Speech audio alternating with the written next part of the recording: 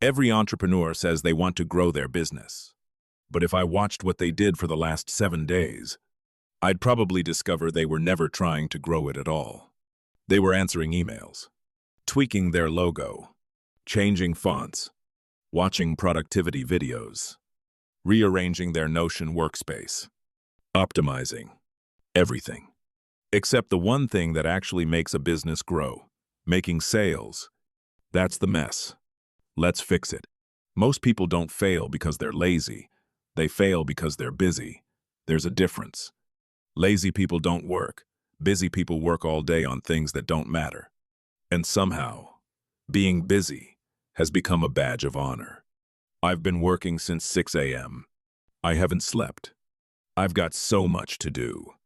Okay, but did any of that actually make you money?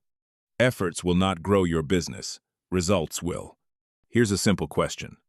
If someone secretly followed you around for 1 week, would they be able to identify the activity that's actually growing your business?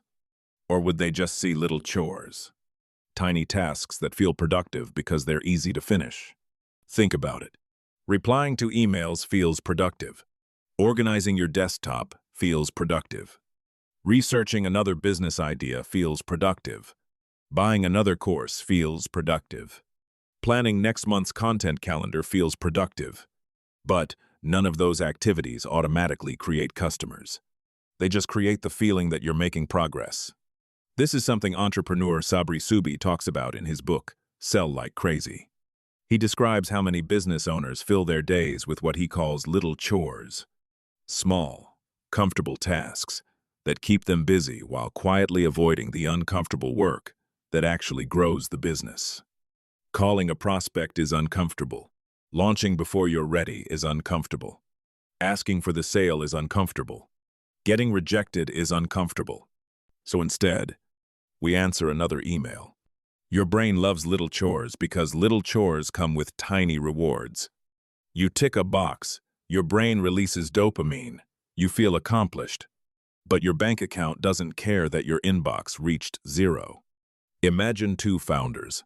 The first spends 8 hours redesigning a website. The second spends 2 hours talking to 10 potential customers.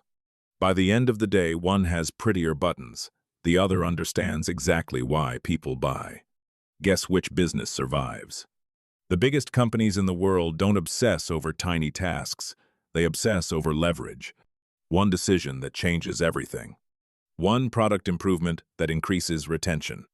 One marketing campaign that doubles sales. One partnership that unlocks a new market. That's leverage. Little chores are the opposite. High effort, tiny impact. Here's an uncomfortable truth. Some people use productivity to avoid accountability. If you're always busy, you never have to ask the scary question. Is my business actually growing? Because if it isn't, all those little chores become very convenient excuses. So how do you know whether something deserves your attention? Ask one question. If I only accomplish this one thing today, would my business be meaningfully better tomorrow? If the answer is no, it's probably a little chore. Delegate it.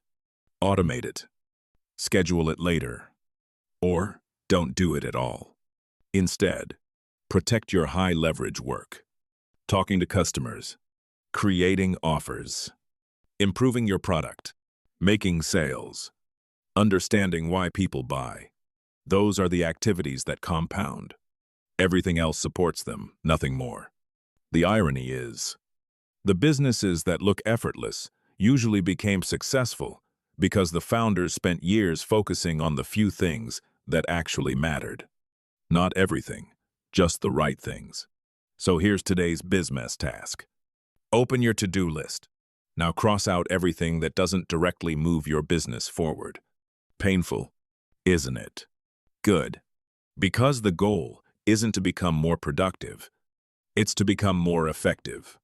There's a difference. And that difference might be the reason one business becomes a billion-dollar company while another stays busy forever. Remember the list we created?